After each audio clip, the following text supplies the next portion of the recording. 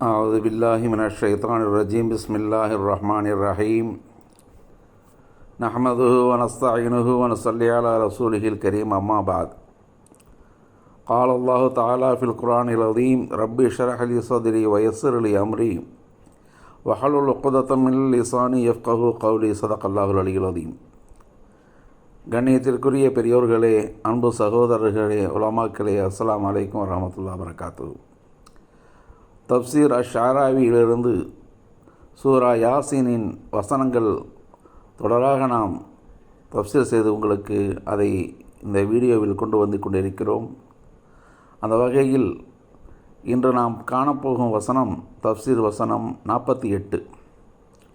அன்பிற்குரியவர்களே, இதற்கு முந்தைய வசனத்தில் நாம் தப்சீர் செய்த விஷயங்கள் அல்லாஹ் ரப்புல் ஆலமீன் அவர்களின் நேர்வழிக்காக பல்வேறு அத்தாட்சிகளை மீண்டும் மீண்டும் கொடுத்து கொண்டு அவற்றை நீங்கள் ஒப்புக்கொள்ளுங்கள் என்று கேட்டுக்கொண்டிருக்கும் போதெல்லாம் அவர்கள் ஒவ்வொன்றாக அவற்றை நிராகரித்து கொண்டு இது அல்லாமல் வேறு வேண்டும் என்று கேட்பது, அல்லது கொண்டு வந்ததை மறுத்து விடுவது, கொண்டு வந்தவருடைய அந்த தூதுத்துவத்தை பொய்யாக்குவது, இப்படியான வேலைகளை மட்டுமே அவர்கள் செய்து கொண்டிருக்கிறார்கள்.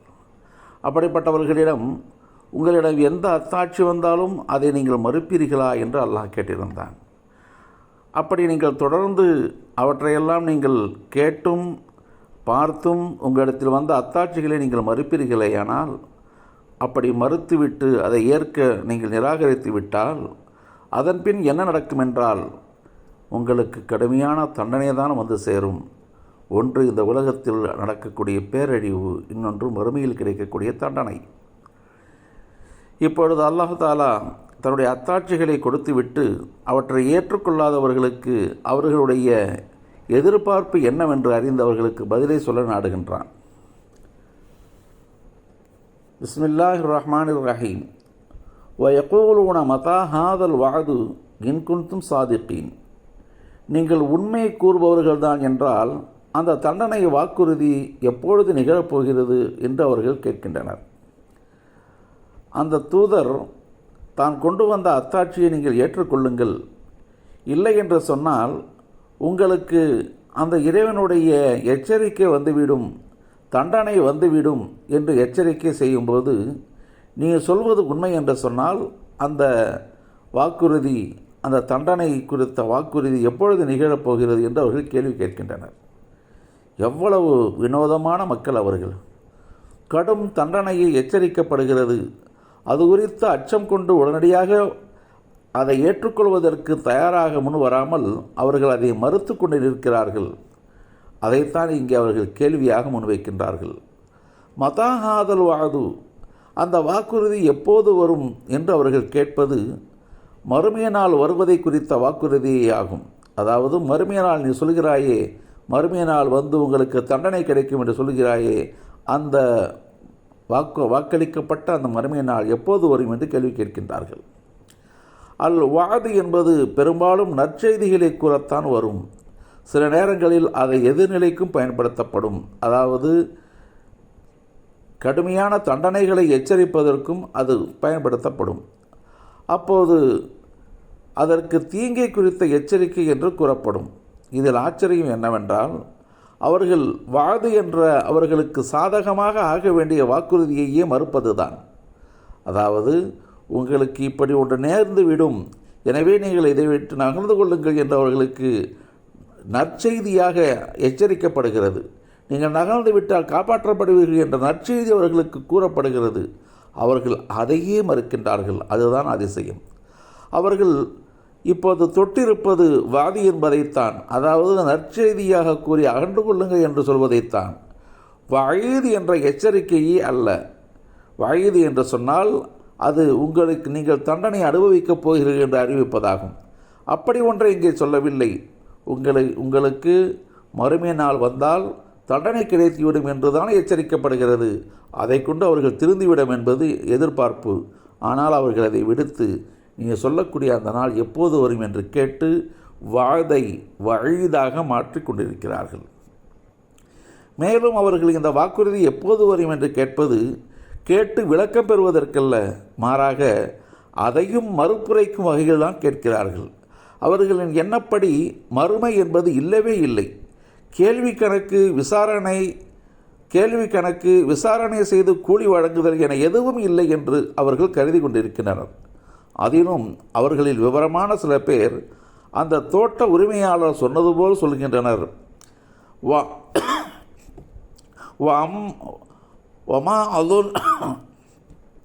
வமா அதுன்னு சாத்த காயிமத்தன் வலையின் ருதித்து இனா ரப்பி லஜிதன்ன ஹைரம் மினா முன்கலபா. மறுமை வரும் என்றெல்லாம் நான் நினைக்கவில்லை. ஒருவேளை நான் என் இறைவனிடம் திரும்ப கொண்டு செல்லப்பட்டால் கூட நிச்சயம் நான் இதைவிட சிறப்பானதைத்தான் எனது தகுதிக்குரிய பங்காக நான் பெற்றுக்கொள்வேன் என்று அவர் கூறுகின்றார். 18:36. நாம் பேசி வரும் வசன சொல்லில் இன்குன்தும் சாதிக்கீன், நீங்கள் உண்மையைத்தான் சொல்கிறீர்கள் என்றால் என்பதற்கு பொருள் யாதெனில் மீண்டும் எழுப்பப்படுவதும் விசாரணையும் இருக்கிறது என்று நீங்கள் சொல்கிறீர்களே, அது உண்மை என்று சொன்னால் என்று சொல்வதாகும்.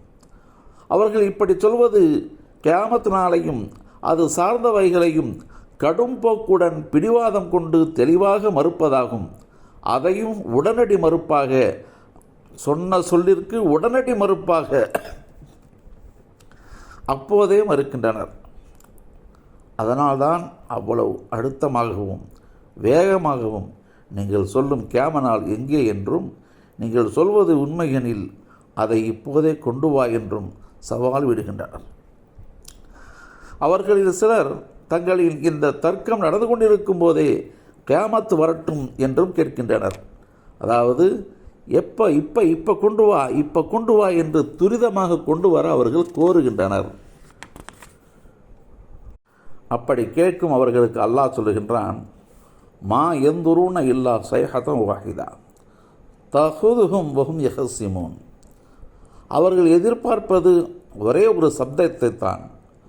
அவர்கள் தர்க்கம் செய்து கொண்டிருக்கும் போதே அது பிடித்து கொள்ளும் என்று அல்லாஹ் சொல்லுகின்றான். அதாவது இப்போது நீங்கள் தர்க்கம் செய்து கொண்டிருக்கும் போதே திடீரென இந்த சப்தம் வந்து கியாமனால் ஏற்பட்டுவிடும், என்ன அவசரப்படுகிறீர்கள்? இப்போதே கொண்டு வா என்று சொல்கிறீர்களே, இதோ நீங்கள் பேசிக்கொண்டிருக்கும் இந்த நேரத்தில் இப்போதே வந்துவிடுவதற்கு ஒன்றும் தயக்கமில்லை. வந்துவிட்டால் நீங்கள் என்ன செய்வீர்கள் என்று இந்த வசனம் அவர்களை திருப்பி கேட்கிறது. நாம் இதை செய்வதற்கு பெரிதாக எந்த ஏற்பாடும் தேவையில்லை. ஒரே ஒரு சப்தம் போதும். அந்த ஒரு சப்தமே இவர்களை பிடித்து கொள்ளும். அத்தோடு அவர்கள் அனைவர் மீதும் நடக்க வேண்டிய காரியம் நடந்து முடிந்துவிடும், தீர்ப்பு நிறைவேற்றி முடிக்கப்பட்டுவிடும் என்று இதன் பொருளாக வருகிறது. அவர்கள் இது மறதியில் உள்ளோருக்கு எச்சரிக்கையாகும். மீண்டும் எழுப்பப்படுவதையும் ஒன்று திரட்டப்படுவதையும் விசாரணை செய்யப்படுவதையும் மறந்து போய் அவர்கள் கேட்கிறார்கள், பேசுகிறார்கள். அவர்களுக்கும் இன்னும் எவர்களின் வியாபாரமும் விவசாயமும் வாழ்வியல் சார்ந்த பிரச்சனைகளும் அவர்களை மறக்கச் செய்திருக்கிறதோ, அதாவது தாம் செய்து வரும் வேலைகளால் இவற்றையெல்லாம் அல்லாஹ்வுடைய நினைவுகளை எல்லாம் மறந்திருக்கிறார்களே, அத்தகையோர் எல்லோருக்கும் இது ஓர் எச்சரிக்கையாகும். இப்படிப்பட்ட மறதியில் தனது வாழ்வை இழந்து வீணான விளையாட்டுக்கள், கேளிக்கைகள், விதண்டாவாதங்கள், சண்டை சச்சரவுகள் என மூழ்கி போய் கிடக்கும்போது திடீரென இது வந்து பிடித்து கொள்ளும், கியாமனால் வந்து பிடித்து கொள்ளும். இப்படி பல வகைகளில் கியாமனாலை மறுத்துவிட்டிருக்கும் மக்களுக்கு இது ஓர் எச்சரிக்கைதான். தஹுதுஹும் வஹும் யஹ்சிமூன். அவர்கள் தர்க்கம் செய்து கொண்டிருக்கும் போதே அவர்களை பிடித்து கொள்ளும் என்பதற்கு பொருள் யாதெனில், அவர்கள் இப்படி தர்க்கத்திலும் சச்சரவிலும் ஈடுபட்டு கொண்டிருக்கிறார்களே, அப்போதே வந்து பிடித்து கொள்ளும் என்பதாகும். இந்த வசன சொல்லமைப்பை பார்க்கும்போது இதில் கூறப்படும் பிடி என்பது மிக கடினமான பிடியாகும்.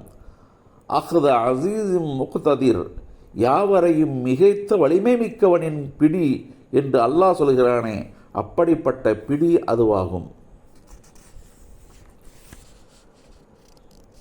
அப்படி ஒரு பிடியை அல்லாஹ் பிடித்து விட்டால் என்ன நடக்கும்? அதையும் அல்லாஹ் சொல்கின்றான். ஃபலா யஸ்ததிஊன தௌசியதம் வலா இலா அஹ்லிஹிம் யர்ஜிஊன். மரணசாசனம் கூறக்கூட அவர்களால் முடியாது. அவர்கள் தம் குடும்பத்தவர்களிடம் திரும்பி கூட சென்று பார்க்க முடியாது. அந்த பயங்கரமான சத்தம் வருவதும் அத்தோடு கியாம நாள் நிகழ்வதும் அவ்வளவு விரைவாக வேகமாக நிகழ்ந்து முடிந்துவிடும். அருகில் இருப்போரிடம் மரண வாக்கு மூலம் சொல்லக்கூட நேரம் இருக்காது, வசியத் செய்வதற்கு கூட நேரம் இருக்காது. அவ்வளவு வேகமாக அது நிகழும் என்பதாக இந்த வசனம் கூறுகிறது. வசியத் என்னும் மரண சாசனம் என்பது ஒருவர் தனது மரணம் நெருங்கும் நேரத்தில், கடைசி நேரத்தில் தனது குடும்பத்தினரை அழைத்து சொல்லும் மிக முக்கியத்துவம் வாய்ந்த நிகழ்வாகும். தனது மனைவி மக்களுக்கு தன் மனதில் உள்ளவற்றை சுருக்கமாக கூறி பிரியாவிடை பெறும் நேரம் அது.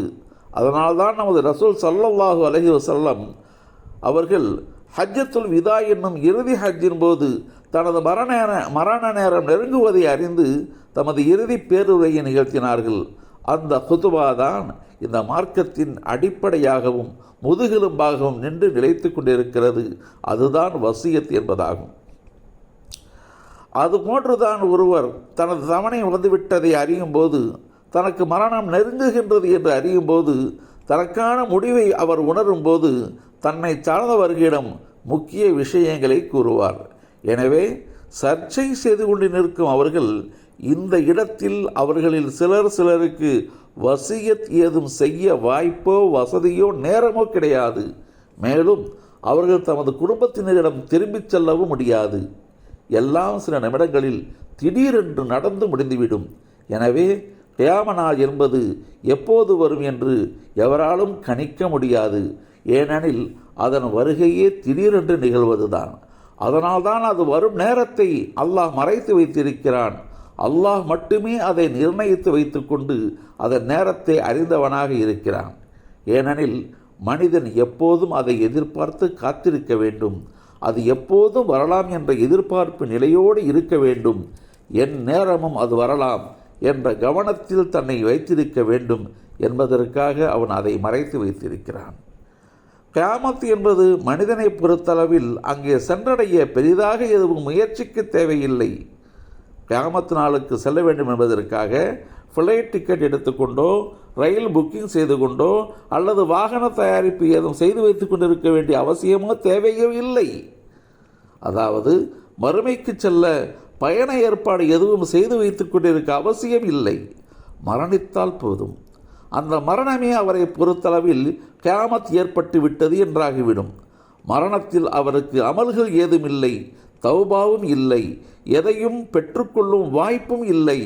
எல்லாமே மரணம் நிகழ்வதற்கு முன்பு வரை மட்டுமே சாத்தியம். மரணம் வந்துவிட்டது என்றால் மேற்சொன்ன எல்லா கதவுகளும் மூடப்பட்டு விடும். அப்படி ஏற்படக்கூடிய அந்த மறுமை எப்படி இருக்கும் என்று சொன்னால் கடினமானதாக இருக்கும். அதை அல்லாஹ் இங்கே சொல்லுகின்றான். வனுஃபிஹ ஃபி ஸூரி ஃபைதாஹும் மினல் அஜ்தாஸி இலா ரப்பிஹிம் யன்சிலூன். அதிரவைக்கும் சத்தம் கொண்ட அந்த ஒரு குழல் ஊதப்படும் போது அப்போது அவர்கள் உடனே தத்தமது அடக்கவிடங்களில் இருந்து வெளிவந்து இறைவனை நோக்கி விரைந்து வருவார்கள். முதல் வசனத்தில் நாம் பேசிய வசனத்தில் முதலாவது அல்லாஹ் சொன்னபோது அது ஒரு சத்தம் என்று சொன்னான். அந்த சத்தம் இங்கே சொல்லப்படுகிறது. அது ஒரு குழல் ஊதும் சத்தம். அந்த சத்தம் வந்துவிட்டால் எல்லோருமே தாம் அடக்கப்பட்டிருக்கும் இடங்களிலிருந்து வெளியேறி வருவார்கள். வனுஃபிஹ ஃபி ஸூரி, குழலில் ஊதப்பட்டால் என்ற வசன சொல்லிற்கு இஸ்ராஃபில் அலைஹிஸ்ஸலாம் என்ற வானவர் ஊதும் சத்தம் எழுப்பும் கருவியாகும். இந்த சப்தம் மரணித்த அனைவரையும் மீண்டும் உயிரெழுப்புவதற்காக ஊதப்படுவதாகும். இதற்கு முன் ஒரு முறை இதேபோல் ஊதப்பட்டிருக்கும். அது அனைவரையும் மரணிக்கச் செய்வதற்காக செய்யப்பட்டது. அனைத்து ஆக்கங்களையும் உடைத்து அழிப்பதற்கும் ஊதப்பட்டதாகும். எனவே வசனம் கூறும் இந்த ஊதல் இரண்டாம் ஊதுதலாக மீண்டும் எழுப்புவதற்காக ஊதப்படுவதாகும். அதனால்தான் அல்லாஹ் கூறுகிறான், சும்ம நுஃபிஹ ஃபீஹி உஹ்ரா ஃபைதாஹும் கியாமுன் யன்துரூன். பின்னர் இன்னொரு முறை எக்காலம் ஊதப்படும், உடனே அனைவரும் எழுந்து பார்ப்பார்கள். 39:68. ஊதல் ஒன்றுதான்.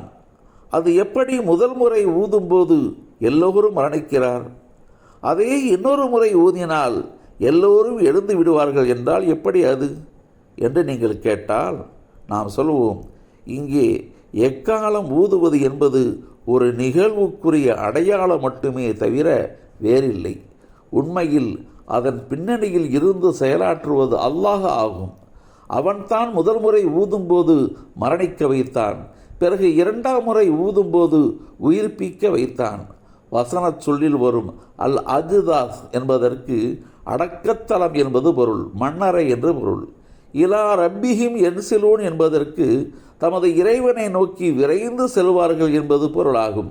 யன்சிலூன் என்பதற்குரிய அசல் யாதனில் தையலில் காணப்படும் ஒன்றின் மேல் ஒன்றான இழைகளாகும். அதை வைத்து துணிகள் தைக்கப்படுவதால் அது ஆடை என்றாகிறது. இந்த தையல்தான் துணியை தனித்தனியாக பிரிக்காதவாறு ஆடை என்ற வடிவில் ஒன்றிணைத்து வைக்கிறது. தையல்தான் ஆடையை ஒன்றிணைக்கிறது. தையல் இல்லாவிட்டால் அது ஒரு துணி என்று மட்டுமே சொல்லப்படும்.